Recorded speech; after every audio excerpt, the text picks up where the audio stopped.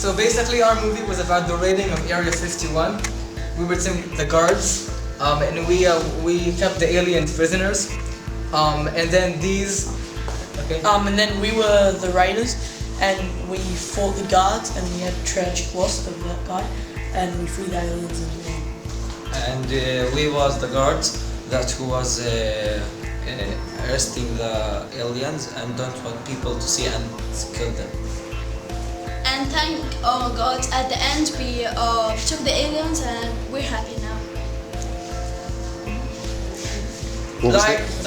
What was the title of the movie? Raid of Area 51. What was it? The Raid of Area 51. The Raid of Area 51. Yeah. Yes. Okay, well done.